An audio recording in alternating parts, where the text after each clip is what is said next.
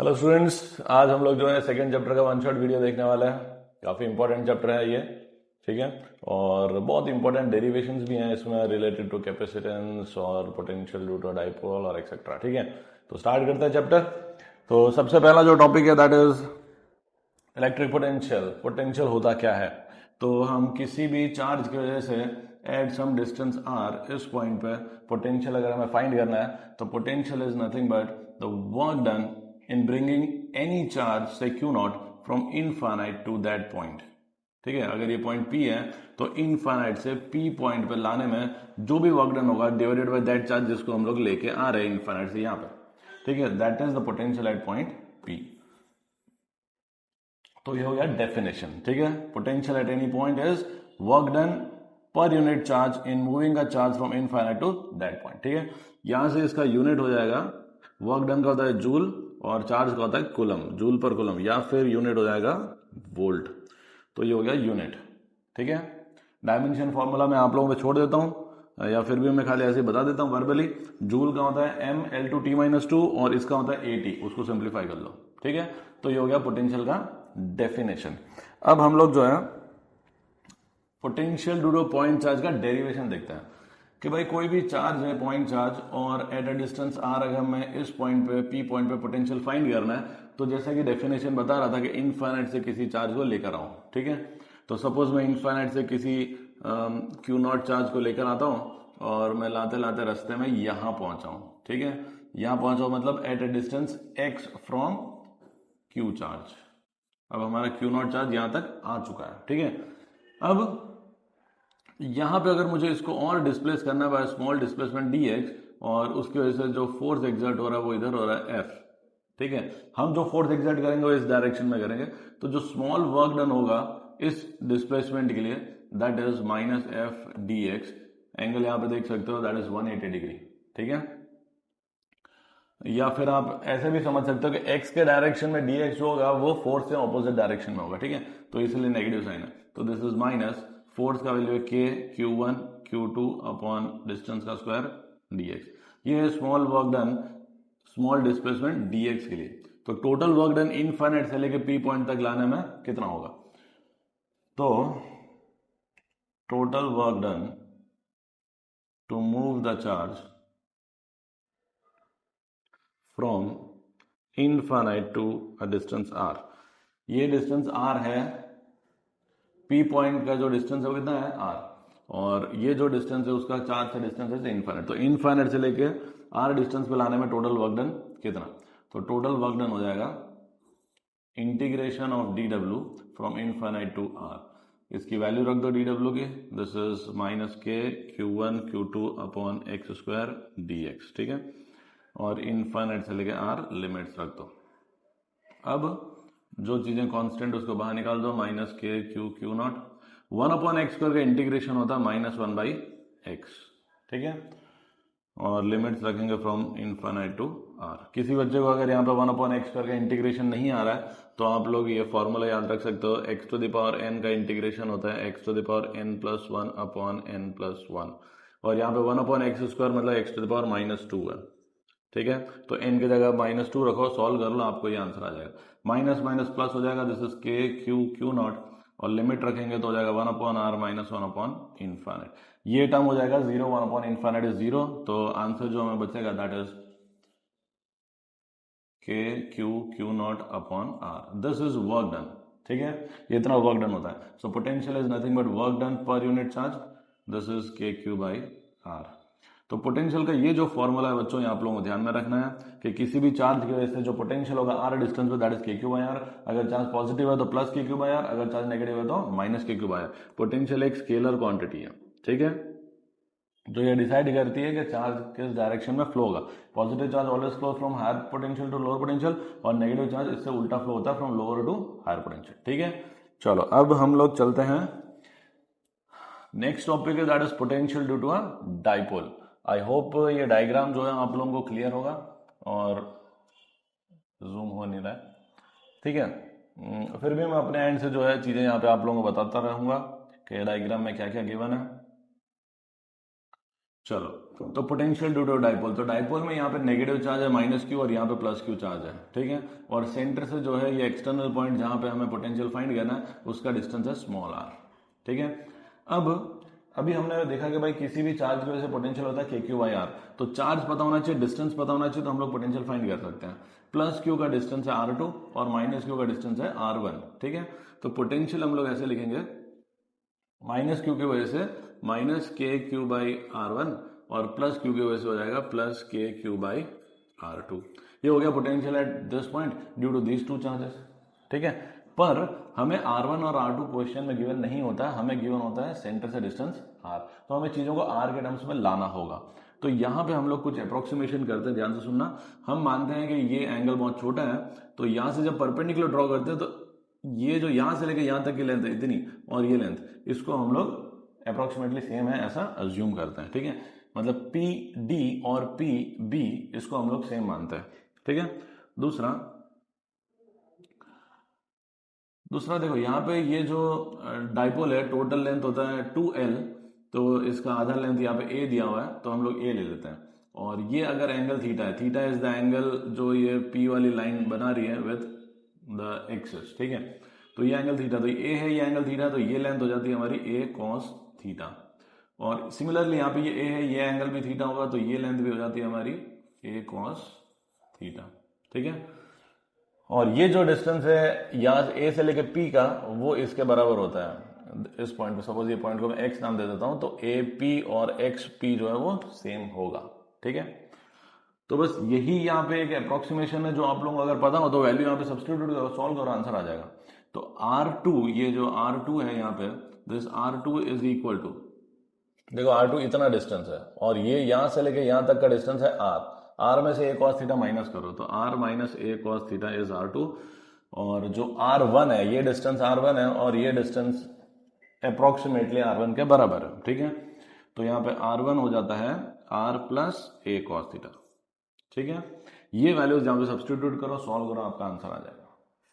I hope बच्चों यहाँ पे चीजें समझ में आ रही है। तो पोटेंशियल की वैल्यू में रख देता हूँ, this is potential is minus k q, R1 की वैल्यू है R plus a cos theta और प्लस के क्यू, R2 की वैल्यू है R minus a cos theta. अब हम इसको सॉल्व करेंगे तो ये हो जाएगा, this is equal to k q common निकाल लेते हैं, ठीक है। a plus b into a minus b is a square minus b square, ये हो गया हमारा एलसीएम। ये टर्म इधर जाएगा और ये टर्म इधर जाएगा, के क्यू बाहर निकल चुका, मतलब ऊपर 1 और -1 है, ठीक है। तो ये जब इधर जाएगा -1 से मल्टीप्लाई होगा तो ये हो जाएगा minus R plus a cos theta, और ये जब इधर जाएगा +1 से मल्टीप्लाई होगा तो ये हो जाएगा R plus a cos theta, ठीक है। तो यहां पे हमें मिलेगा this is K Q, minus R और प्लस आर कैंसिल हो जाएगा और a cos थीटा और a cos थीटा हो जाएगा 2a cos थीटा, ठीक है।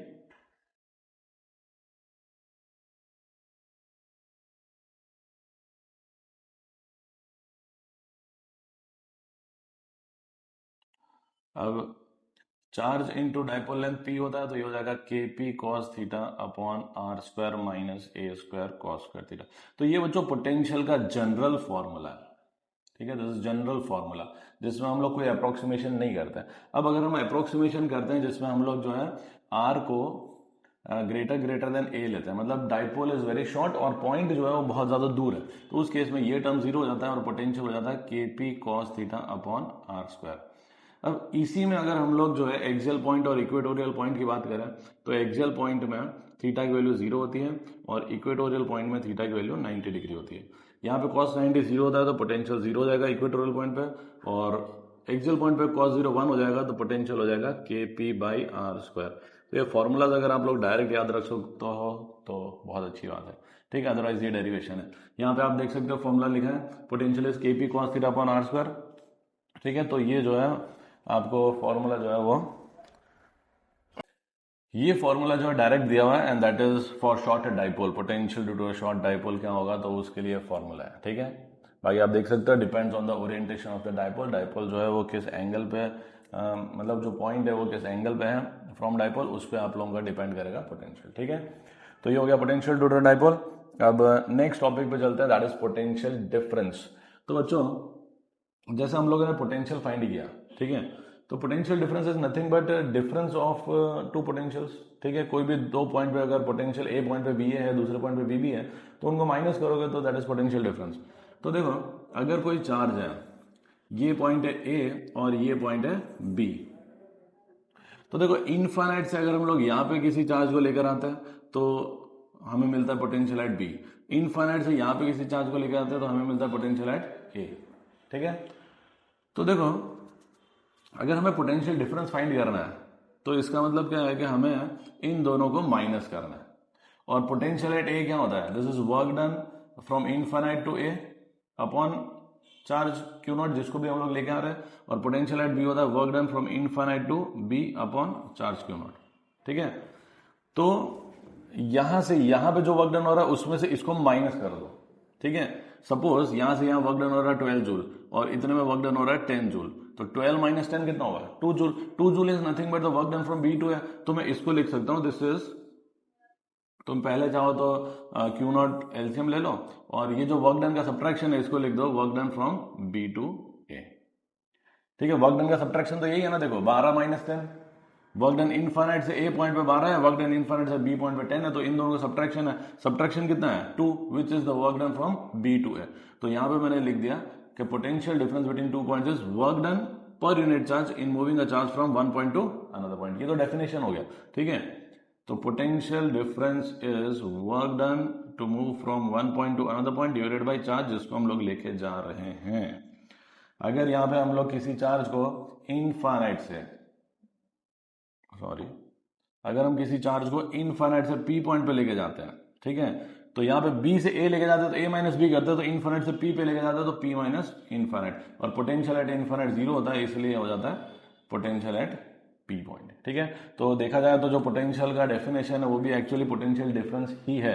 So potential difference is work done upon charge, ये तुम्हें याद रखना है। इसका भी यूनिट जो है जूल पर कूलम है या फिर वोल्ट है, ओके। और डेफिनेशन जो है मैं आप लोगों को बोल चुका हूं, ठीक है, एक बार फिर से रिपीट कर देता हूं कि potential difference between 2 points is defined as the work done per unit charge in moving a charge from one point to another point, ठीक है।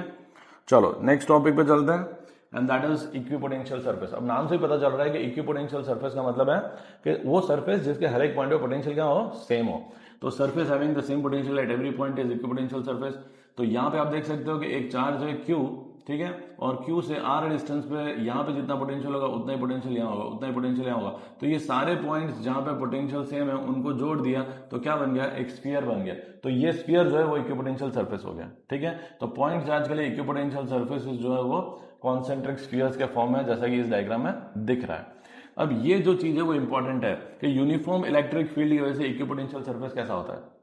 बच्चों आप देख सकते हो कि जो इक्विपोटेंशियल सरफेस होता है वो इलेक्ट्रिक फील्ड से परपेंडिकुलर होता है। ये इलेक्ट्रिक फील्ड अगर ऐसे जा रही है तो उससे परपेंडिकुलर सरफेस होगा, ठीक है। तो यहाँ पे इलेक्ट्रिक फील्ड अगर ऐसे जा रही है तो उससे परपेंडिकुलर इक्विपोटेंशियल सरफेस होगा। तो यहाँ पे इक्विपोटेंशियल सरफेस जो है वो प्लेन्स के फॉर्म में है, और यूनिफॉर्म इलेक्ट्रिक फील्ड है तो वो इक्वल डिस्टेंस पे होता है। अगर इलेक्ट्रिक फील्ड नॉन यूनिफॉर्म है, मतलब अगर इलेक्ट्रिक फील्ड ज्यादा हो रही है तो डिस्टेंस कम होता है, according to this formula E is equal to minus dv by dr, ठीक है। dr जो है वो distance between two equipotential surface है, ये अभी थोड़ी देर में हम लोग देखने वाले हैं। E अगर ज्यादा है तो ये क्या हो जाएगा, कम। अब तुम यहाँ पे देख सकते हो कि जैसे अगर मान लो इस डायरेक्शन में इलेक्ट्रिक फील्ड जो है वो बढ़ रही है, ठीक है, तो आप बढ़ रही है इलेक्ट्रिक फील्ड तो ऐसे भी बता सकते हो, मतलब डायरेक्शन थोड़ा ऐसे कर सकते हो, नहीं पर ऐसे करेंगे तो जो है प्लेन्स नहीं होगा, ठीक है। तो सपोज मान लो आप लोग गिवन है कि इलेक्ट्रिक फील्ड इस डायरेक्शन में बढ़ रही है, तो आप लोग जो है यहाँ पे एक प्लेन बनाओ, दूसरा प्लेन इधर बनाओ, अब तीसरा प्लेन, जैसे ये जो डिस्टेंस है उससे कम डिस्टेंस में तीसरा प्लेन बनाना, मतलब इन दोनों के बीच में डिस्टेंस क्या होना चाहिए, कम, क्योंकि इलेक्ट्रिक फील्ड बढ़ रही है तो डिस्टेंस कम होगा। फिर नेक्स्ट और प्लेन बनाना है और डिस्टेंस कम। तो ऐसे आप लोगों का डायग्राम जो है बनेगा for non uniform electric field, अगर वो किसी एक डायरेक्शन में बढ़ रही है तो, अगर घट रही है तो उल्टा कर दो, ठीक है। फिर यहां पे दिया डाइपोल के लिए, अगर मान लो ये जो है पॉजिटिव और ये जो नेगेटिव है, तो डाइपोल का जो है इक्विपोटेंशियल सरफेस इस तरीके से होता है, और यहाँ पे भी बीच में एक प्लेन होता है जो इक्वेटोरियल प्लेन कह सकते हो, जिसके हर एक पॉइंट पे पोटेंशियल की वैल्यू क्या होती है, जीरो, जैसा कि अभी थोड़ी देर पहले हमने देखा था। और ये जो है दो पॉजिटिव चार्ज है, ठीक है, या फिर दो नेगेटिव चार्ज भी रख सकते हो, उनके लिए जो इक्विपोटेंशियल सरफेस होता है वो इस तरीके से होता है।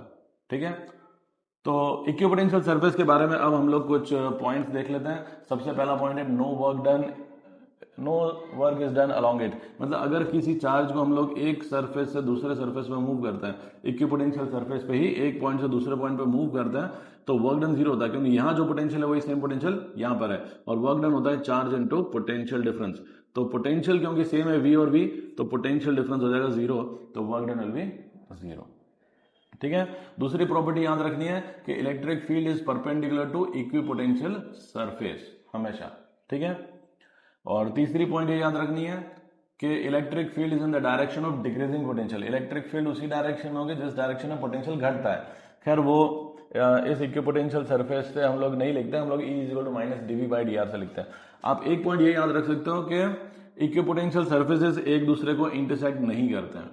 No two equipotential surfaces intersect each other, but obvious है अगर वो इंटरसेक्ट करते हैं, जैसे मान लो इस पॉइंट पे पोटेंशियल है 10 वोल्ट, ठीक है, और इस पॉइंट पे पोटेंशियल है मान लो 15 वोल्ट, तो इन दोनों को अगर मैं इंटरसेक्ट करवा दूंगा तो मैं यहाँ पे 10 लिखूंगा 15 लिखूं, समझ में आ रहा है? तो एक पॉइंट पे दो पोटेंशियल तो पॉसिबल है नहीं, इसलिए ये लोग इंटरसेक्ट नहीं करते। ठीक है, तो ये कुछ मैंने आप लोगों को इक्विपोटेंशियल सरफेसेस के बारे में बता दिया। और ये ध्यान रखना बच्चों फिर भी कि यूनिफॉर्म इलेक्ट्रिक फील्ड के लिए जो इक्विपोटेंशियल सरफेस होता है वो डायग्राम आप लोगों के दिमाग में होना चाहिए। ठीक है, इंपॉर्टेंट है। Next is relation between electric field and potential, that is E is equal to minus dv/dr। और वो जो पॉइंट था वो यहाँ पर, सॉरी ये तो इसी को इंग्लिश में लिखा है कि electric field is negative gradient of potential, और जब भी ग्रेडियंट वर्ड यूज होता है तो नीचे आता है डिस्टेंस। ठीक है, तो अब ये रिलेशन हमें डिराइव करना है। तो यहाँ पे आप देख सकते हो कि ये दो इक्विपोटेंशियल सरफेसेस हैं।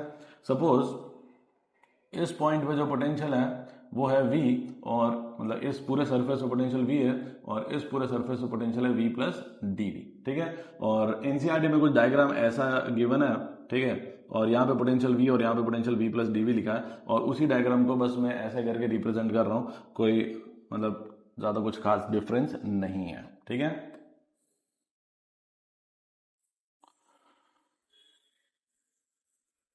थोड़ा इजी रखने के लिए मैंने ऐसा बनाया। अब इलेक्ट्रिक फील्ड जो है वो अभी इस डायरेक्शन में, तो सपोज हम किसी चार्ज को ये पॉइंट ए पॉइंट से ये बी पॉइंट पे लेके जाते हैं। The distance between the two planes is suppose है dr डिस्टेंस है दो इक्विपोटेंशियल सरफेस के बीच में। किसी चार्ज को हम यहां से यहां लेके जा रहे हैं, इस डायरेक्शन में ऐसे लेके जा रहे हैं, और ये इलेक्ट्रिक फील्ड का डायरेक्शन है। तो ध्यान से सुनना, वर्क डन जो है इसके दो फॉर्मूलाज है। एक वर्क डन होता है चार्ज इनटू पोटेंशियल डिफरेंस, और एक वर्क डन होता है फोर्स इनटू डिस्प्लेसमेंट। ठीक है, अच्छे से सुनना बच्चों। चार्ज इनटू पोटेंशियल डिफरेंस है, तो जब हम किसी चीज को ए से बी लेके जाते हैं तो हम पोटेंशियल डिफरेंस में करते हैं बी माइनस ए। तो बी माइनस ए करोगे तो दिस माइनस दिस, तो v plus dv minus v, तो ये हो जाएगा dv। This is work done, पहला फॉर्मूला। दूसरा फॉर्मूला है फोर्स इनटू डिस्प्लेसमेंट। अब यहाँ पे इलेक्ट्रिक फील्ड के डायरेक्शन में फोर्स लगेगा, क्योंकि पॉजिटिव चार्ज होता है, इलेक्ट्रिक फील्ड के डायरेक्शन में फोर्स लगेगा, तो फोर्स हो गया Q इंटू ई, और डिस्प्लेसमेंट क्योंकि ऑपोजिट डायरेक्शन में हो रहा है तो माइनस साइन cos 180। ठीक है, डिस्प्लेसमेंट कितना है dr। तो दूसरा वर्क डन ये हो गया। इन दोनों वर्क डन को क्या कर दो, इक्वेट कर दो, तो ये हो जाएगा minus E into D R into Q is equal to Q into D, और इस Q कट जाएगा, E की वैल्यू मिल जाएगी माइनस dv/dr। ठीक है, तो ये सिंपल सा डेरिवेशन है बच्चों, बहुत इजी है, और अगर ये आप लोगों को एग्जाम में आता है तो बहुत ज्यादा खुश हो जाना है आप लोगों को, और अच्छे से लिख देना है विद स्टेटमेंट्स, भूलना नहीं हमेशा। ठीक है, तो E is equal to minus dv/dr से ही हम लोग लिखते हैं कि electric field is in the direction of decreasing potential. Negative sign indicate करती है कि इलेक्ट्रिक फील्ड उस डायरेक्शन में जो पोटेंशियल घटता है। ठीक है, तो कभी अगर एग्जाम में मान लो आप लोगों को ऐसा पूछा हो, जैसे मान लो कि ये यूनिफॉर्म इलेक्ट्रिक फील्ड है और दो पॉइंट दे दिए हैं, या ट्राइंगल जैसा कुछ बना दिया और बोला कि ए पॉइंट यहाँ पर है, बी पॉइंट यहाँ पर है, और सी पॉइंट यहाँ पे है। तुमसे पूछा है कि ए पॉइंट पे पोटेंशियल ज्यादा है कि सी पॉइंट पे, तो जिस डायरेक्शन में इलेक्ट्रिक फील्ड है उस डायरेक्शन में पोटेंशियल घटता है, मतलब जैसे जैसे आप आगे जाओगे पोटेंशियल डिक्रीज होगा। तो सी पॉइंट पे पोटेंशियल कम होगा, तो लिखोगे potential at C is less than potential at A. B point पे भी ए से कम होगा तो potential at B is less than potential at A, और सी और बी पॉइंट पे पोटेंशियल सेम होगा, potential at B is equal to potential at C. ऐसा क्यों है? क्योंकि इलेक्ट्रिक फील्ड से परपेंडिकुलर जो होता है दैट इज इक्विपोटेंशियल सरफेस, तो ये इक्विपोटेंशियल सरफेस है, उसके ऊपर जो भी पॉइंट होंगे वहां पे क्या होगा, पोटेंशियल इक्वल होगा, सेम होगा। ठीक है, तो ये कुछ मैंने बेसिक चीजें बता दी है। अब हम लोग नेक्स्ट टॉपिक पे चलते हैं, that is electric potential energy. बच्चों इलेक्ट्रिक पोटेंशियल एनर्जी जो है पॉइंट चार्ज की कितनी है वो हम लोग देख रहे हैं पहले, फिर दो चार्जेस की कितनी है, फिर एन चार्जेस की कितनी, सब देखते हैं। ठीक है, तो सपोज यहां पे ये इलेक्ट्रिक फील्ड है। ठीक है, तो इलेक्ट्रिक फील्ड है और इस पॉइंट पे अगर हम कोई चार्ज को लेकर आते हैं तो इस इलेक्ट्रिक फील्ड में जिस चार्ज को भी तुम लेकर आओगे तो वो चार्ज को यहां से यहां लाने में जो भी वर्क डन होगा that work done is stored as potential energy. ठीक है, तो वर्क डन कितना होता है, तो चार्ज इनटू पोटेंशियल डिफरेंस होता है। चार्ज पोटेंशियल डिफरेंस, इस पॉइंट पे पोटेंशियल मान लो ये पॉइंट पी है तो पोटेंशियल हो जाएगा वीपी, और ये पॉइंट इनफाइनाइट है तो पोटेंशियल हो जाएगा इनफाइनाइट। तो जब इनफाइनाइट से किसी पॉइंट पे लेकर आते हैं तो दिस माइनस दिस करोगे तो ये टर्म तो जीरो हो जाएगा, तो ये हो जाएगा क्यू इंटू वीपी। तो वर्क डन अगर इतना है तो पोटेंशियल एनर्जी भी हो जाएगी क्यू इंटू वीपी, या वी लिखा है तो V is the potential at this point. Clear है, किसी भी पॉइंट पे अगर चार्ज रखा तो उस पॉइंट पे पोटेंशियल कितना है। ठीक है, अगर तुम्हें पोटेंशियल एनर्जी पूछी हो तो बस क्यू इंटू वी करो, तुम्हारा आंसर आ जाएगा। अब potential energy of system of two charges. अब यहां पे ध्यान रखना बच्चों कि यहां पे कोई भी एक्सटर्नल फील्ड अभी नहीं है, ये पूरा एम्प्टी स्पेस है। इसमें कैसा था, इसमें आप देख सकते हो कि पहले से इलेक्ट्रिक फील्ड है, तो जब हम किसी चार्ज को लेकर आ रहे हैं तो वर्क डन हो रहा है, पर अगर ये इलेक्ट्रिक फील्ड नहीं होती तो यहां पे पोटेंशियल नहीं होता, पोटेंशियल नहीं होता तो वर्क डन नहीं होता। ठीक है, तो इस केस में क्या हो रहा है, टू चार्जेस है, दो चार्जेस है Q1 और Q2 और सेपरेटेड बाय डिस्टेंस आर। तो अगर हमें मान लो फाइंड करना है कि भाई इसकी पोटेंशियल एनर्जी कितनी है सिस्टम की, तो हमें पता करना पड़ेगा कि ये सिस्टम को बनाने में वर्क डन कितना हुआ, मतलब ये दोनों चार्जेस को इनफाइनाइट से आर रेजिस्टेंस पे लाने में वर्क डन कितना हुआ। ठीक है बच्चों, अगर आप लोगों को ऐसा लग रहा है कि मैं थोड़ा फास्ट जा रहा हूं और कोई चीज मान लो एकदम से दिमाग में घुस नहीं रही है तो रिवाइंड करके इसको देख लेना। ठीक है, दो चार्जेस हैं, डिस्टेंस आर है, तो पोटेंशियल एनर्जी, एनर्जी है तो खाली वर्क डन, पर यूनिट चार्ज नहीं लिखना, खाली वर्क डन। तो it is the work done in moving these two charges from infinite to a distance R between them. ठीक है, तो अब हम क्या कर रहे हैं, इनफाइनाइट से इन चार्जेस को लेकर आ रहे हैं। सपोज यहाँ पे जो है कुछ नहीं है, एम्प्टी स्पेस है, तो जब पहले वाले चार्ज को लेकर आएंगे तो work done will be zero, क्योंकि यहाँ पे कोई इलेक्ट्रिक फील्ड नहीं थी, कोई अपोजिंग फोर्स नहीं, तो वर्क डन क्या होगा, जीरो। जब हम दूसरे चार्ज को लेकर आएंगे तो इसकी जो इलेक्ट्रिक फील्ड है वो हमें अपोज करेगी, तो हमें वर्क डन करना पड़ेगा। तो दूसरे चार्ज को लेकर आएंगे तो कुछ ना कुछ वर्क डन होगा, तो टोटल वर्क डन क्या होगा, दिस प्लस दिस, मतलब ये तो जीरो, तो टोटल वर्क डन यही हुआ, this work done is stored as potential energy. ठीक है, तो अभी हम लोग ऑलरेडी देख चुके हैं कि अगर कोई चार्ज Q रखा हुआ है और Q नॉट चार्ज को हम लोग इनफाइनाइट से लेकर आ रहे हैं इस पॉइंट पे, तो जो वर्क डन होता है that is Q not upon R। ठीक है, ये जो है वर्क डन आप जो है रिवाइंड करके देख सकते हो बाद में कि पोटेंशियल वाला डेफिनेशन में हम लोगों ने वर्क डन को डेराइव किया। तो यहां पे Q और Q नॉट का जगह क्या है, Q1 और Q2, तो वर्क डन हो जाएगा Q1 Q2 upon R। This is the work done and work done is stored as potential energy. तो पोटेंशियल एनर्जी का फॉर्मूला रहता है Q1 Q2 अपॉन R। यहां पे ध्यान में ये रखना है बच्चों, चार्जेस को उसके साइन के हिसाब से ही रखना, अगर पॉजिटिव चार्ज है तो प्लस रखो, अगर नेगेटिव चार्ज है तो माइनस रखो। कूलम्स लॉ में मैग्नीट्यूड लेते थे, यहाँ पे मैग्नीट्यूड नहीं लेना है, जो पोलैरिटी है वो रखनी है। और पोटेंशियल एनर्जी एक स्केलर क्वांटिटी है, पोटेंशियल एनर्जी अगर नेगेटिव है मतलब वो वैल्यू लेस है, पोटेंशियल एनर्जी पॉजिटिव है तो वैल्यू ज्यादा है।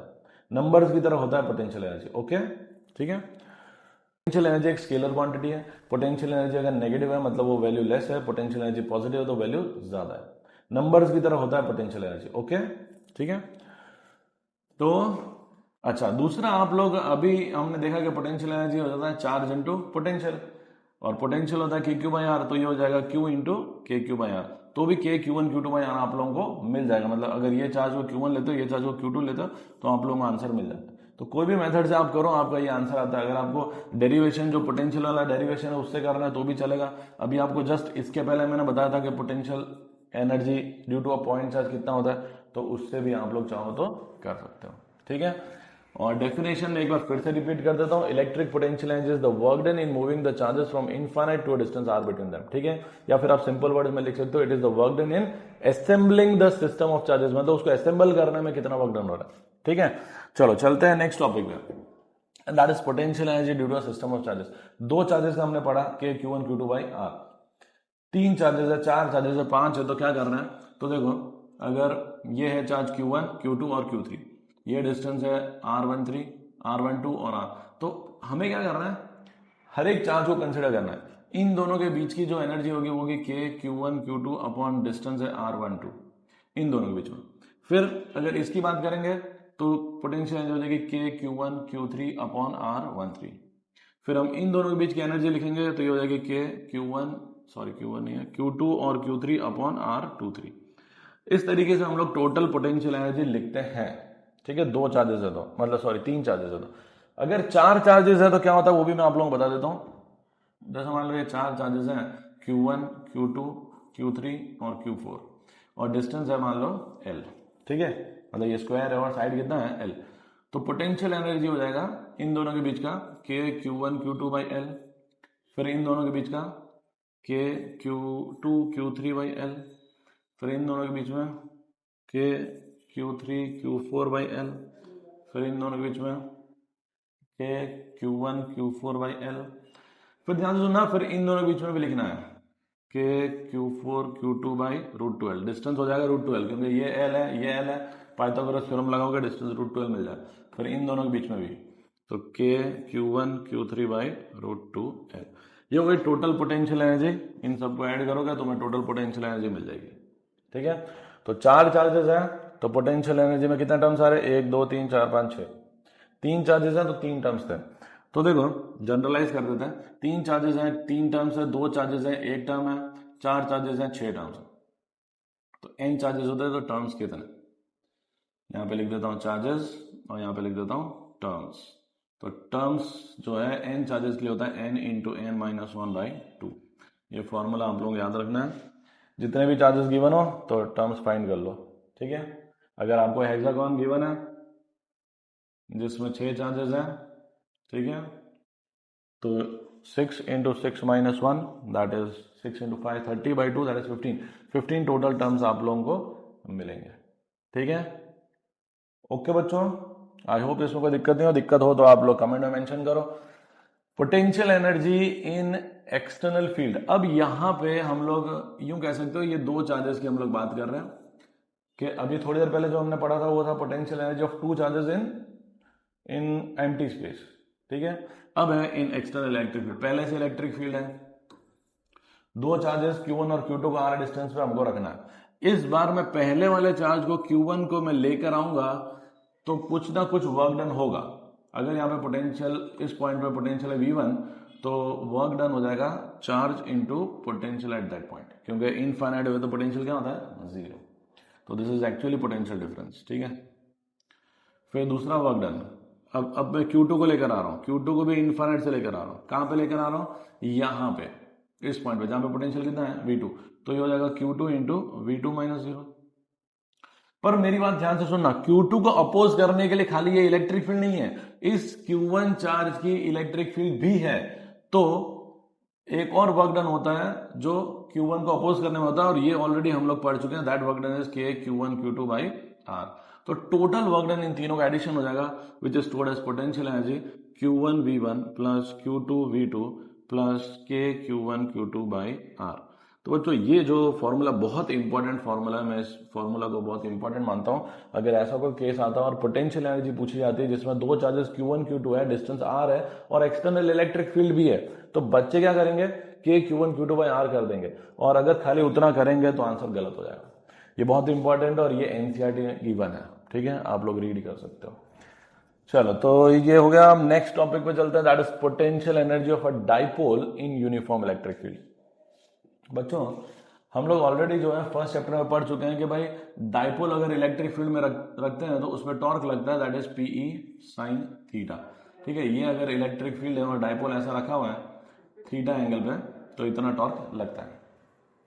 अब इलेक्ट्रिक फील्ड क्या करती है? इसको रोटेट करती है। तो डाइपोल मान लो रोटेट हो जाता है ऐसे, और कितना एंगल रोटेट हुआ है? D theta angle.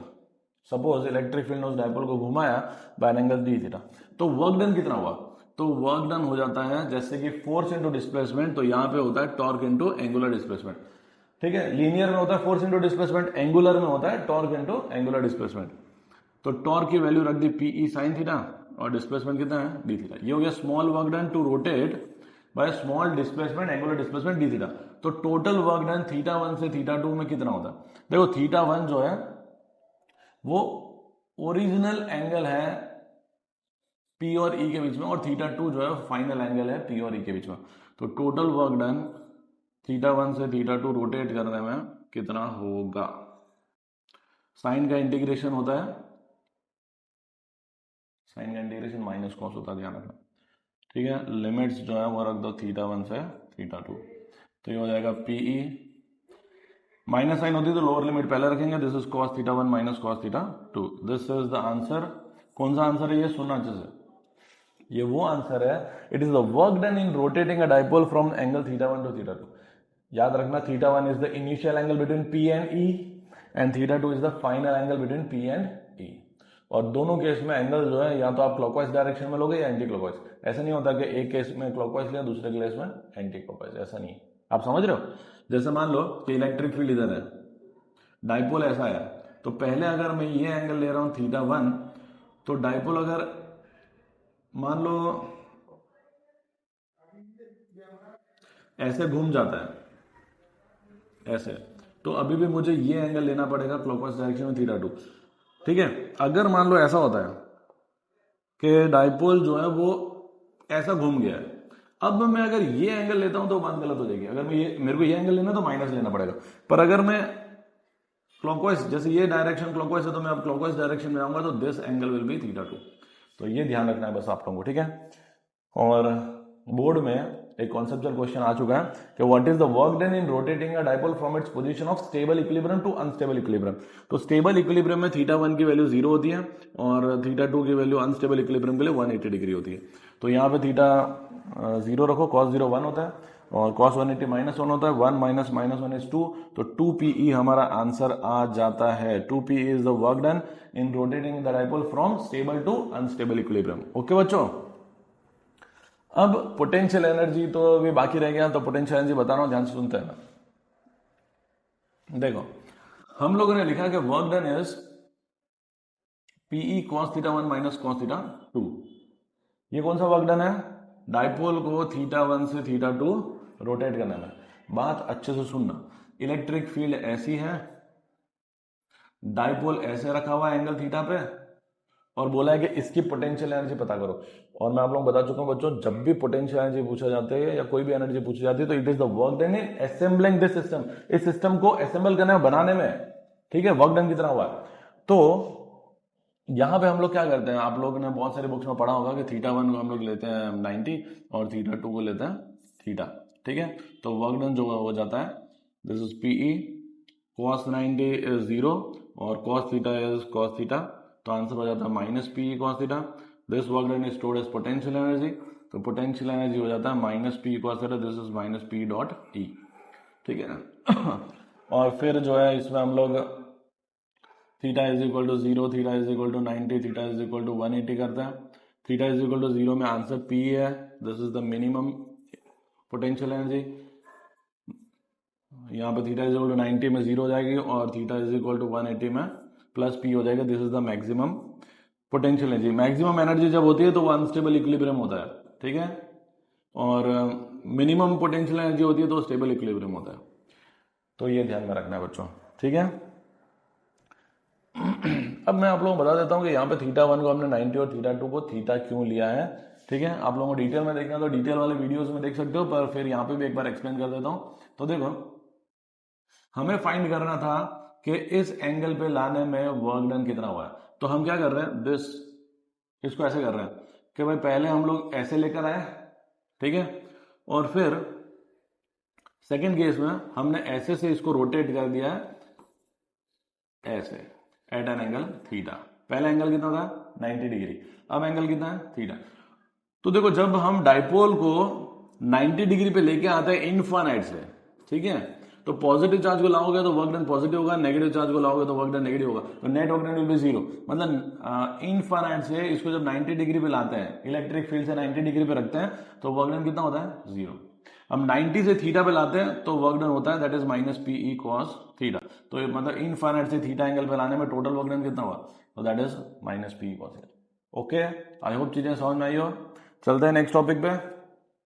And next topic is electrostatics of conductor. तो बच्चों अब यहाँ पे कुछ बेसिक से डेफिनेशंस हैं, रीजंस हैं।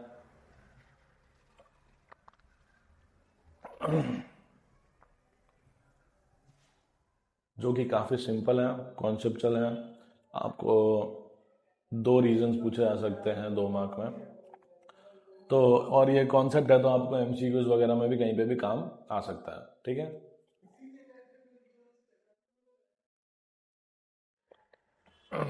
देखो सबसे पहले electric field inside the conductor is 0। तो इलेक्ट्रिक फील्ड 0 क्यों होती है, ध्यान से सुनना। कोई भी कंडक्टर है उसको अगर हमने एक्सटर्नल इलेक्ट्रिक फील्ड में रख दिया जिसकी वैल्यू है मान लो 10 न्यूटन पर कूलम, ठीक है, तो क्या होता है, ये जो बाहर वाली इलेक्ट्रिक फील्ड है अंदर चार्जेस को फोर्स एक्सर्ट करती है और चार्जेस जो है वो इस तरीके से इंड्यूस हो जाते हैं, पॉजिटिव इधर और नेगेटिव उधर, ठीक है।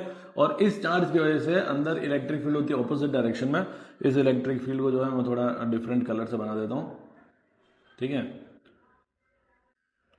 तो अंदर इलेक्ट्रिक फील्ड होती है और ये इंड्यूस्ड इलेक्ट्रिक फील्ड स्टार्टिंग में तो 10 से कम होती है, पर धीमे धीमे धीमे धीमे क्या होता है देखो बताता हूँ। सपोज मान लो ये इलेक्ट्रिक फील्ड की वैल्यू है 4, तो इस डायरेक्शन में 10 है और इस डायरेक्शन में 4 है, तो जैसे ऑपोजिट डायरेक्शन दिख रहा है, तो 10 - 4 कितना हुआ, 6। तो अंदर इलेक्ट्रिक फील्ड नेट इस डायरेक्शन में 6 है, वो क्या करती है और चार्जेस को इंड्यूस करती है, मतलब और चार्जेस आप जो है इधर पॉजिटिव और इधर नेगेटिव और चार्जेस बढ़ जाता है, जिसकी वजह से ये इलेक्ट्रिक फील्ड और बढ़ जाती है। और ये तब तक प्रोसेस चलता रहता है जब तक अंदर वाली इलेक्ट्रिक फील्ड 10 ना हो जाए। अब जब ये 10 हो जाती है, मतलब ये दोनों इक्वल एंड ऑपोजिट हो जाते हैं, तब जाके नेट इलेक्ट्रिक फील्ड की वैल्यू हो जाती है 0 inside a conductor. Okay, I hope चीजें समझ में आई हो बच्चों। नेक्स्ट टॉपिक है charge lies on the free surface of a conductor. Conductor को अगर हमको चार्ज देते हैं तो वो चार्ज आउटर सरफेस पे होता है, अंदर नहीं होता है। तो इसको प्रूव करने के लिए क्या किया है, एक गॉसियन सरफेस बनाया जस्ट इनसाइड द कंडक्टर, ठीक है। कंडक्टर के जो आउटर सरफेस है उसके जस्ट अंदर हमने गॉसियन सरफेस बनाया। और क्योंकि हमें पता है कि electric field inside a conductor is 0, तो जब हम यहाँ पे गॉस लॉ यूज करते हैं, गॉस लॉ कहता है कि total flux is integration E D S, ठीक है, और total flux is charge enclosed upon epsilon naught also. अब क्योंकि इलेक्ट्रिक फील्ड 0, तो ये टर्म 0 हो गया, तो ये टर्म 0 हो गया, मतलब चार्ज एंक्लोज्ड इज 0। तो अब हमने जो चार्ज दिया था वो चार्ज कहां गया, जब इस गॉसियन सरफेस के अंदर कोई चार्ज नहीं है तो चार्ज हैगा, तो वो चार्ज है कहां है, आउटर सरफेस पे। तो इस तरीके से चार्ज हमेशा कहां रहता है, आउटर सरफेस पे रहता है कंडक्टर में, ठीक है। नेक्स्ट जो 2 पॉइंट्स है, that is at the surface electric field is perpendicular, normal मतलब परपेंडिकुलर, और सेकंड है electric potential is constant through out the volume of a conductor. सुनना अच्छे से। सपोज ये कंडक्टर है जिसपे कुछ चार्ज है, ठीक है, और इलेक्ट्रिक फील्ड को हमने अज्यूम किया है कि वो नॉर्मल नहीं है, कुछ एंगल पे है, ठीक है। तो इसके 2 कंपोनेंट हो गए। सपोज मान लो ये एंगल थीटा है, जैसे ये इलेक्ट्रिक फील्ड है और ये एंगल थीटा है, तो इस डायरेक्शन में component is E cos theta और इस डायरेक्शन में क्या होगा, ई साइन थीटा।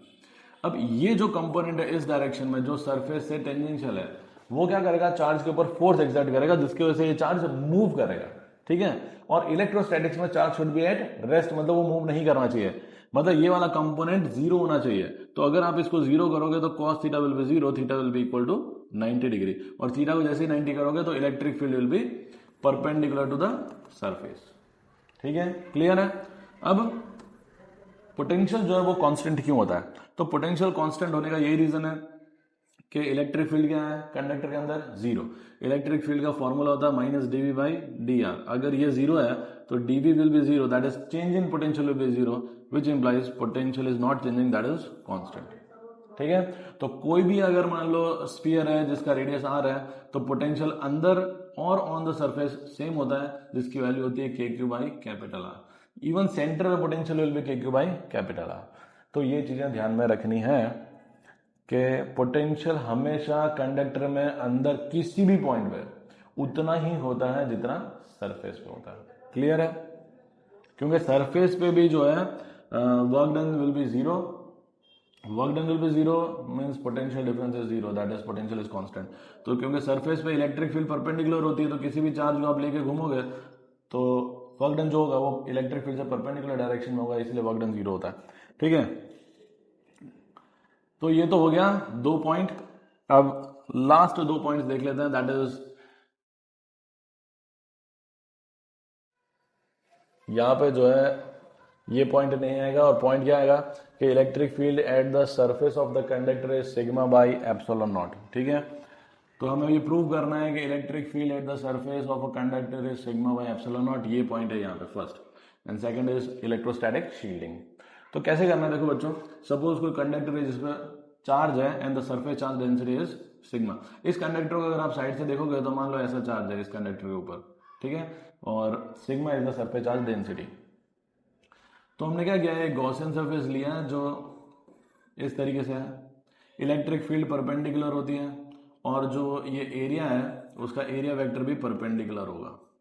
तो इलेक्ट्रिक फील्ड और एरिया वेक्टर दोनों सेम डायरेक्शन में, मतलब थीटा 0 हुआ तो फ्लक्स हो जाएगा ई डॉट डी एस होता है या ई डॉट ए होता है, तो यहाँ पे हम लोग लिख देंगे ई ए कॉस 0। ठीक है, फ्लक्स हो गया ई इंटू ए। अब फ्लक्स क्या होता है, charge enclosed upon epsilon not. ये जो सिलेंडर है उसके अंदर कितना चार्ज एनक्लोज्ड है, तो अगर ये एरिया ए है तो ए एरिया में जो चार्ज एनक्लोज्ड है वही हमें पता करना है। तो sigma is the charge per unit area, मतलब यूनिट एरिया में चार्ज सिग्मा है तो ए एरिया में चार्ज कितना, तो चार्ज एनक्लोज्ड हो जाएगा सिग्मा इंटू ए। यहां से ए कैंसिल हो जाएगा और ई की वैल्यू मिल जाएगी सिग्मा बाई एप्सिलॉन नॉट। तो on the surface of a conductor electric field is sigma by epsilon not. ठीक है, चलो last point is electrostatic shielding. और इलेक्ट्रोस्टैटिक शील्डिंग जो है वो बच्चों वो ये बताती है कि inside a conductor electric field 0 होती है। ठीक है, मतलब अगर किसी चीज को इलेक्ट्रिक फील्ड से बचानी है, शील्ड प्रोवाइड करनी है, तो चारों तरफ कंडक्टर लगा दो। ठीक है, और इसी रीजन से जो है हम लोग अगर एक मेटल कार के अंदर बैठते हैं, ठीक है, लाइटनिंग के दौरान, तो हम लोग सेफ रहते हैं। ठीक है, पेड़ के नीचे खड़े रहने से बेटर है। तो यहाँ पे आप देख सकते हो कि electric field inside a conductor 0, ये कंडक्टर है और कंडक्टर के अंदर एक कैविटी है तो उसके अंदर इलेक्ट्रिक फील्ड क्या है, 0। ठीक है, अब इलेक्ट्रिक फील्ड 0 है तो ये हो गया इलेक्ट्रोस्टैटिक शील्डिंग। यहाँ पे एक एग्जांपल दिया है, ये टेस्ला कॉइल है, टेस्ला कॉइल से जो इलेक्ट्रिसिटी प्रोड्यूस हो रही है वहां पे एक केज बनाया और केज के अंदर यहाँ पे एक बच्चा है। ठीक है, और ये स्टूडेंट जो भी बच्चा है उसको एकदम सेफ है, कोई टेंशन की बात नहीं है, इलेक्ट्रिक फील्ड अंदर है ही नहीं, कंडक्टर है, ये चारों तरफ मेटल का केज है तो कंडक्टर है तो अंदर है सेफ। ओके, तो ये टॉपिक हो गया इलेक्ट्रोस्टैटिक शील्डिंग। अब next topic is dielectrics and polarisation. बच्चों पोलराइजेशन क्या होता है पहले वो बताता हूँ, अच्छा डाइइलेक्ट्रिक क्या होता है बता देता हूँ।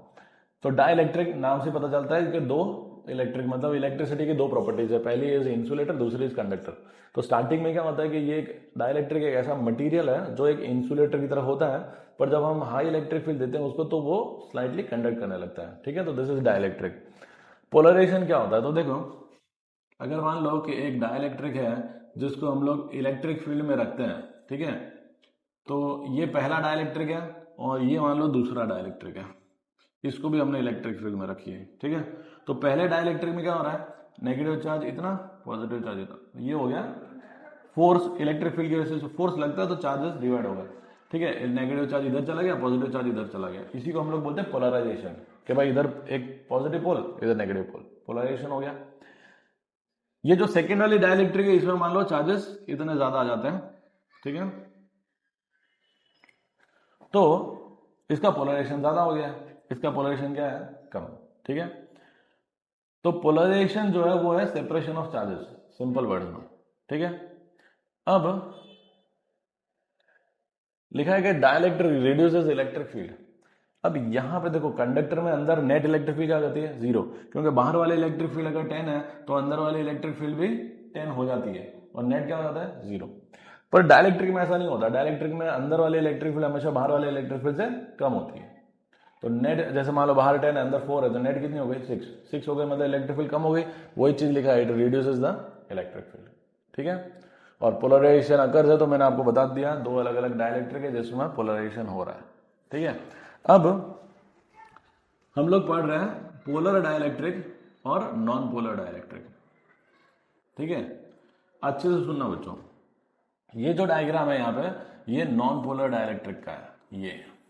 ठीक है, नॉन पोलर में क्या होता है स्टार्टिंग में अच्छे से सुनना, सेंटर ऑफ पॉजिटिव चार्ज और सेंटर ऑफ नेगेटिव चार्ज एक ही पॉइंट पे होता है। ये सारे नेगेटिव चार्ज है, इनका सेंटर यहां होगा और पॉजिटिव चार्ज भी यहीं पे ही है। तो जब पॉजिटिव चार्ज का सेंटर और नेगेटिव चार्ज का सेंटर एक ही पॉइंट पे है, अगर अलग अलग होता तो डाइपोल लेंथ होती, अगर एक ही पॉइंट पे है, ठीक है, तो डाइपोल लेंथ क्या हो गई? जीरो। डाइपोल लेंथ जीरो हो गई, मतलब हो गया नॉन पोलर, ठीक है। पर हम जैसे ही इलेक्ट्रिक फील्ड देते हैं, इसी चीज को हमने इलेक्ट्रिक फील्ड दिया, मतलब यहां पे लिख सकते हो E इज नॉट जीरो, यहां पे लिख दो E इज जीरो। ये इलेक्ट्रिक फील्ड नहीं दिया, इलेक्ट्रिक फील्ड दे दिया। इलेक्ट्रिक फील्ड देते हैं, पॉजिटिव चार्ज जो है फोर्स एक्सपीरियंस करता है इधर और नेगेटिव चार्ज इधर, मतलब हमने इलेक्ट्रिक फील्ड इस डायरेक्शन में दी है, ठीक है। तो नेगेटिव चार्ज इधर आ गया, मतलब सेंटर ऑफ नेगेटिव चार्ज ये है, सेंटर ऑफ पॉजिटिव चार्ज यहां पर है, मतलब उसके अंदर ही है। तो डाइपोल लेंथ अब फॉर्म हो रही है, तो यहां पे अब डाइपोल मोमेंट होगा। क्लियर है? स्टार्टिंग में डाइपोल मोमेंट नहीं होता है, यहां पे डाइपोल मोमेंट होता है। अच्छा, अब अगर हम बात करें इसकी, तो ये है पोलर डाइलेक्ट्रिक और ये है नॉन पोलर। पोलर डाइलेक्ट्रिक में क्या होता है बच्चों, अच्छे से सुनना। यहां पे आप देख सकते हो कि प्लस माइनस ऐसे सभी, तो ये डाइपोल मोमेंट इधर है, इसका डाइपोल मोमेंट इधर, इसका डाइपोल मोमेंट इधर, इसका डाइपोल मोमेंट ऐसा, ठीक है। माइनस या प्लस में डाइपोल मोमेंट बता रहा हूं। तो ये सारे इंडिविजुअल डाइपोल मोमेंट्स हैं, पर इन सब का वेक्टर एडिशन क्या होता है? जीरो। नेट डाइपोल मोमेंट यहां पे भी क्या है? जीरो। नेट डाइपोल मोमेंट यहां पे भी जीरो है। तो डिफरेंस क्या होता है? इसको नॉन पोलर क्यों बोले? क्योंकि इसका पहले से ही डाइपोल मोमेंट नहीं होता है, इसका पहले से कुछ तो डाइपोल मोमेंट है, P1 P2 P3 P4, कुछ तो डाइपोल मोमेंट है, नेट जीरो है, इसका पहले से ही डाइपोल मोमेंट नहीं होता है, ठीक है। तो ये हो गया पोलर डाइलेक्ट्रिक। अब इसको भी हम लोग इलेक्ट्रिक फील्ड देते हैं, तो इलेक्ट्रिक फील्ड इस डायरेक्शन में तो अलाइन हो गया, तो यहां पे भी सारे अलाइन हो गए, तो नेट डाइपोल मोमेंट अब इस डायरेक्शन में होगा। तो इलेक्ट्रिक फील्ड अगर नॉन जीरो है तो कुछ ना कुछ यहां पे भी डाइपोल मोमेंट होगा। Dipole moment is also non zero. यहां पे भी ऐसा, यहां पे electric field zero, dipole moment net जो है वो जीरो है। यहां पे सेम चीज, मतलब इलेक्ट्रिक फील्ड नॉन जीरो है तो डाइपोल मोमेंट भी non zero, electric field zero है तो डाइपोल मोमेंट भी जीरो। पर यहाँ पे इनिशियल डाइपोल मोमेंट भी क्या है? जीरो। नेट डाइपोल मोमेंट भी क्या है? जीरो। यहाँ पे initial dipole moment is not zero. Okay, net dipole moment zero, initial dipole moment किसी का P1 है, किसी का P2 है, इस तरीके से, ठीक है। चलो, तो ये हो गया। एग्जाम्पल्स जो है इनके आप एनसीईआरटी से देख लेना। तो नेक्स्ट टॉपिक इज कैपेसिटेंस, ठीक है। तो कैपेसिटर क्या है? तो it is two metal rods, plates, कुछ भी हो सकता है, two metals separated by a dielectric, ठीक है। तो दो मेटल है, उनके बीच में क्या होना चाहिए? डाइलेक्ट्रिक, और ज्यादातर जो डाइलेक्ट्रिक होता है दैट इज एयर, ठीक है।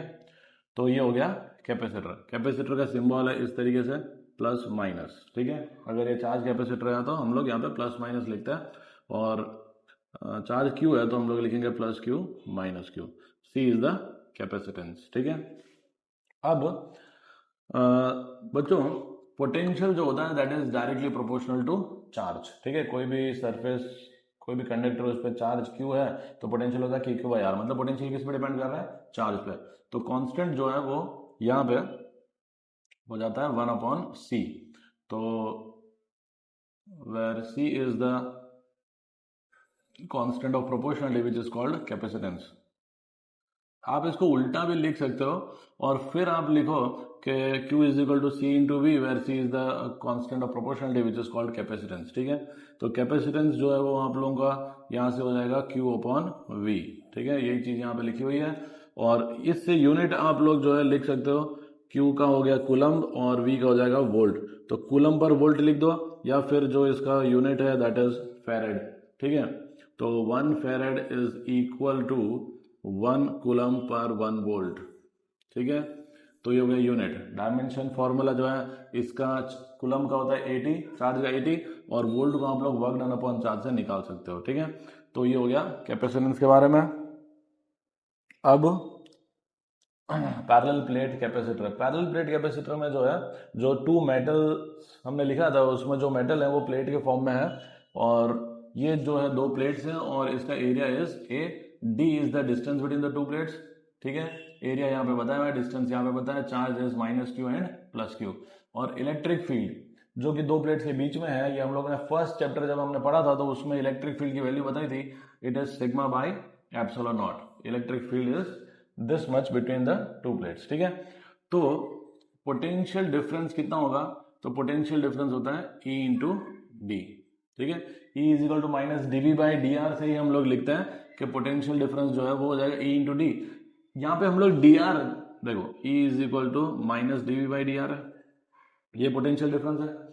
और dr जो है it is the distance between two equipotential surface. यहाँ पे दो इक्विपोटेंशियल सरफेस के बीच में डिस्टेंस कितना है, d, तो इसकी जगह हम लोग d रख रहे हैं, तो E इंटू डी हो जाएगा, ठीक है।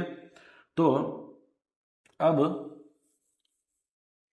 E की वैल्यू रख दो sigma by epsilon naught into D, this is potential difference, ठीक है। और सिग्मा होता है Q बाई ए, तो ये हो जाएगा इतना, और पोटेंशियल डिफरेंस होता है Q बाई सी, तो Q से Q कैंसिल हो जाएगा, C की वैल्यू मिल जाएगी epsilon naught A by D. तो capacitance of a parallel plate capacitor is this, epsilon naught constant है जिसकी वैल्यू 8.854 इंटू 10⁻12। ए और डी जो है वो डायमेंशन है, मतलब कैपेसिटेंस जो है वो डायमेंशन पे डिपेंड कर रहा है, ना कि चार्ज पे डिपेंड करता है, ना पोटेंशियल पे डिपेंड करता है, ठीक है। रेजिस्टेंस जैसा है, रेजिस्टेंस भी कैसे लेंथ पे डिपेंड कर रहा है, एरिया पे कर रहा है, वो पोटेंशियल पे डिपेंड नहीं करता, ना करंट पे डिपेंड करता, तो ऐसे ही कैपेसिटेंस है, ठीक है। हाँ, मीडियम पे डिपेंड करता है, अगर मान लो मीडियम इसमें कुछ और होता है तो कैपेसिटेंस हो जाता है epsilon naught into epsilon R into A by D, where epsilon R is the relative permittivity of that medium, या डाइलेक्ट्रिक कांस्टेंट भी कह सकते हो, ठीक है। वो भी अभी हम लोग देखने वाले हैं। तो ये हो गया capacitance of a PPC. Statements लिखना मत भूलना, 2 मार्क में ये चीज आ सकती है, ठीक है। अब effect of dielectric on capacitance में मैं आप लोगों को चीजें बताता हूं, पर उसके पहले यहां पे मुझे आप लोगों को एक चीज बतानी है, और वो है बच्चों, यहाँ पे मेरे पास थोड़ी स्पेस की कमी है, या मैं एक्चुअली एक स्लाइड लगता है बीच में लगाना भूल गया हूं, ठीक है। तो एंड दैट इज, अगर हम यहाँ पे डाइलेक्ट्रिक रखते हैं तो कैपेसिटेंस क्या होगा, तो ध्यान से सुनना।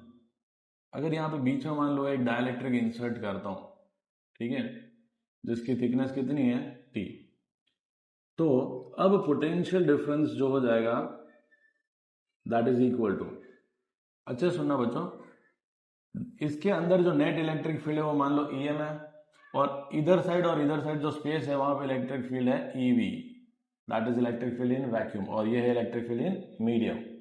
जो इलेक्ट्रिक फील्ड इन मीडियम होगा वो होगा EV माइनस E इंड्यूस, जो इंड्यूस्ड इलेक्ट्रिक फील्ड होगी डाइलेक्ट्रिक के अंदर, जो याद है मैंने बताया था 10 माइनस 4 दैट इज 6, ऐसा, ठीक है। तो जो 6 है वो है electric field in the medium, और जो इंड्यूस्ड है वो 4 है, ठीक है, और EV जो है वो दैट इज 10। तो यहां पे आप देख सकते हो कि जो T डिस्टेंस है वहां पे इलेक्ट्रिक फील्ड है EM, और जो बाकी का डिस्टेंस है D में से आप T को निकाल दोगे तो जो बाकी डिस्टेंस है वहां पे इलेक्ट्रिक फील्ड है EV। तो हम लोग लिखेंगे जैसे कि potential difference E into D होता था, तो वैसे it is EV into D minus T plus EM into T. T distance में इलेक्ट्रिक फील्ड EM है और इतने डिस्टेंस में इलेक्ट्रिक फील्ड कितनी है EV, तो ये लिख दिया। अब इसको ऐसे ही रहने दो, और इलेक्ट्रिक फील्ड इन मीडियम हो जाता है electric field in vacuum upon capital के, जैसे कि force in vacuum upon force in medium capital के होता है, तो फोर्स को अगर हम Q इंटू ई लिखेंगे तो ये Q Q कैंसिल हो जाएगा, और electric field in vacuum upon electric field in medium capital Q हो जाएगा, वहां से हम लोग इलेक्ट्रिक फील्ड इन मीडियम की वैल्यू ये लिख सकते हैं।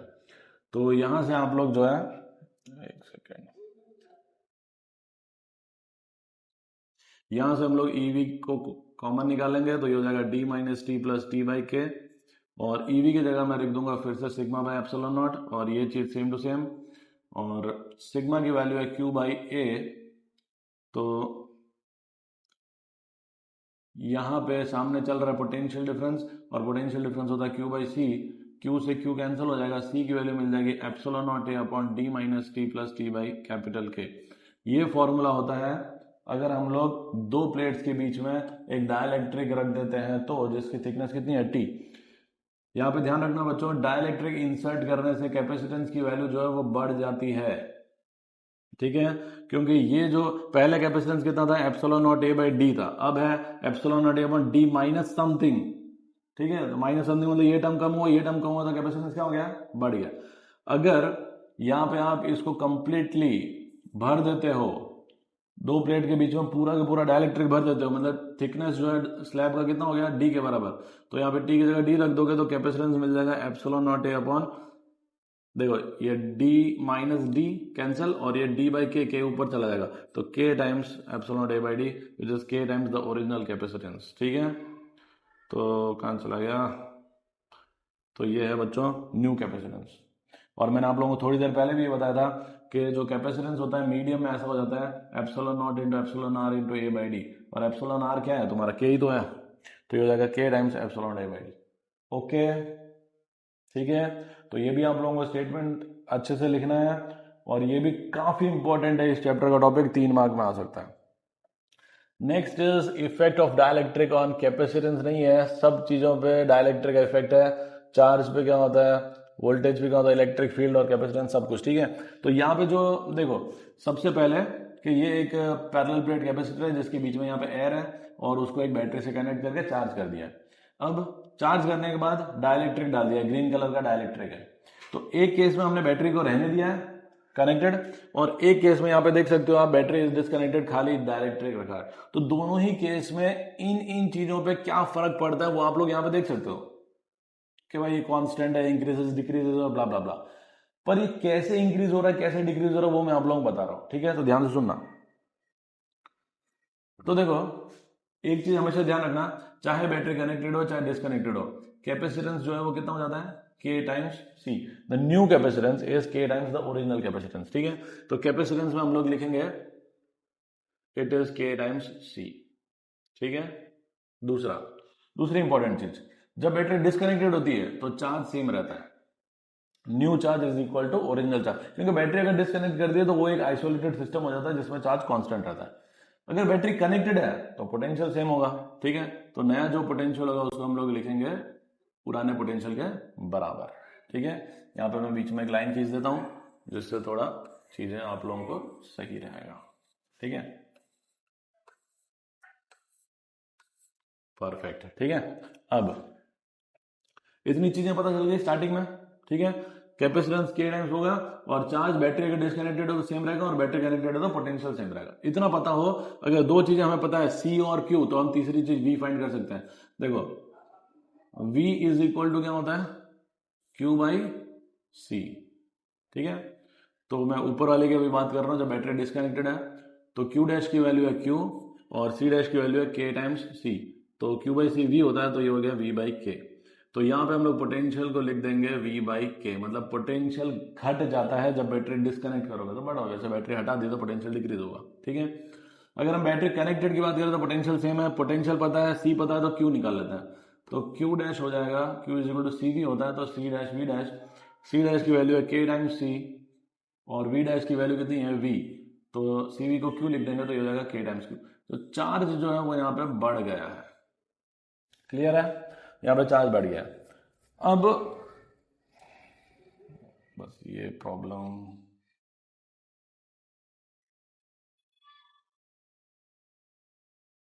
ठीक है, ठीक है, फिर से यहाँ पे मैं खाली इतना लिख देता हूँ कि कैपेसिटेंस के टाइम्स सी होता है। ठीक है, इसका कुछ काम नहीं। अब इलेक्ट्रिक फील्ड की बात कर रहे हैं, तो इलेक्ट्रिक फील्ड जो है वो होता है वी बाई डी।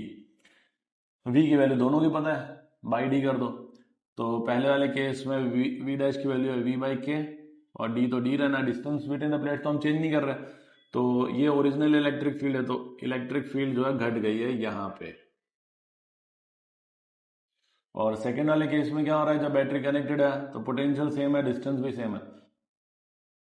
ठीक है, तो ये हो जाएगा E dash is V dash by D dash which is V by D which is original electric field, मतलब यहाँ पे इलेक्ट्रिक फील्ड में कोई चेंज नहीं आया।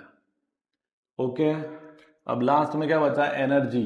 तो सुनना अच्छे से, अब एनर्जी में हम लोग को ये ध्यान में रखना है कि अगर चार्ज कांस्टेंट रहता है तो Q square by two C formula रखो, अगर पोटेंशियल कांस्टेंट रहता है तो half C V square formula use करो। तो पहले हम लोग जो है ऊपर वाला करते हैं, energy is Q square by two C, final energy मतलब न्यू एनर्जी है तो डैश लगा दो सब में। ठीक है, तो चार्ज कोई चेंज नहीं है, क्यू डैश क्यू के बराबर है, और कैपेसिटेंस के टाइम्स सी हो गया, तो Q square by two C original energy है, तो ये हो गया यू बाई के, तो new energy is equal to original energy divided by K. Battery अगर कनेक्टेड होती है तो उस केस में क्या होता है, तो it is half C V square, ठीक है, ये हो जाएगा हाफ, कैपेसिटेंस होता है के टाइम्स सी, पोटेंशियल में कोई चेंज नहीं आता है, तो ये हो जाता है K times original energy, half C V square is the original energy. तो यहाँ पे एनर्जी जो है वो हो जाती है के टाइम्स ओरिजिनल एनर्जी। तो बच्चों आप देख सकते हो यहाँ पे किस तरीके से चार्ज कांस्टेंट है, चार्ज इंक्रीज हो रहा है, पोटेंशियल डिक्रीज हो रहा है, पोटेंशियल कांस्टेंट है, इलेक्ट्रिक फील्ड यहाँ पे डिक्रीज हो रही है, यहाँ पे कांस्टेंट है, कैपेसिटेंस दोनों केस में बढ़ रहा है, पोटेंशियल एनर्जी यहाँ घट रही है और यहाँ बढ़ रही है। तो यही चीजें जो है वो इस वाले डायग्राम में आप लोगों को इंक्रीजेस डिक्रीजेस के फॉर्म में गिवन है, आप लोग अच्छे से नोट्स बना सकते हो, ठीक है। Next is capacitance in series और पैरेलल। तो सीरीज में हमेशा ध्यान रखना है कि चार्ज सेम रहता है, कोई रास्ता नहीं है चार्ज को डिवाइड होने का, तो क्यू इज सेम, और पोटेंशियल जो है वो डिवाइड होता है, और जो चीज डिवाइड होती है उसको पहले लिख लो, total potential is V1 plus V2 plus V3।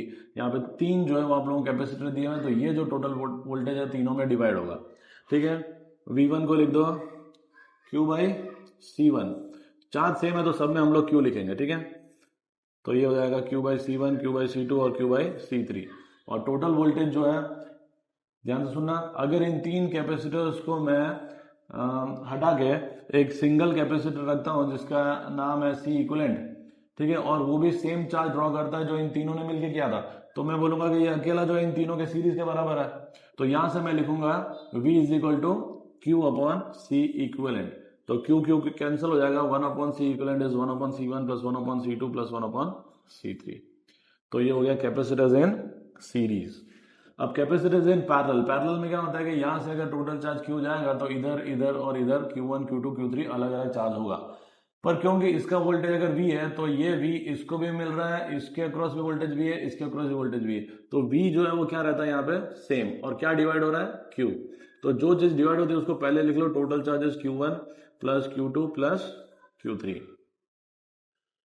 क्योंकि सबके अक्रॉस वोल्टेज V है तो Q1 को लिखेंगे C1V, Q2 को लिखेंगे C2V और इसको C3V। अब इन तीनों को अगर मैं हटा के एक सिंगल कैपेसिटर लगा देता हूं जिसका नाम है C इक्विवेलेंट, और वो सेम बैटरी से लगा है, और अगर वो सेम चार्ज ड्रॉ कर रहा है, ये यहाँ पे थोड़ा इसको डिलीट कर देना, ठीक है, और वो अगर सेम चार्ज ड्रॉ कर रहा है तो Q हो जाता है C इक्विवेलेंट इंटू V। तो V कैंसिल हो जाएगा, C equivalent will be C1 plus C2 plus C3। तो पैरेलल में जो है नेट कैपेसिटेंस ऐसे फाइंड करते हैं, और सीरीज में जो है नेट कैपेसिटेंस का ये फॉर्मूला है। बच्चों एक और चीज ध्यान में रखना कि अगर दो कैपेसिटर सीरीज में है तो फॉर्मूला ये यूज करो, C1 C2 अपन C1 प्लस C2, ये फॉर्मूला यूज करोगे तो आप लोगों का एरर नहीं होगा, क्योंकि बच्चे जब ये वाला फॉर्मूला यूज करते हैं दो कैपेसिटर्स के लिए इतना, तो वो लोग इसको सॉल्व करते हैं और ये 1 अपॉन इक्विवेलेंट को उल्टा करना भूल जाते हैं, इसलिए मैं बोल रहा हूँ कि ये फॉर्मूला यूज करना। And the last topic of this chapter is energy stored in a capacitor and energy density। तो energy stored जो हाफ CV स्क्वायर है उसको डिराइव कर रहे हैं, और energy density, ठीक है, अच्छे से सुनना।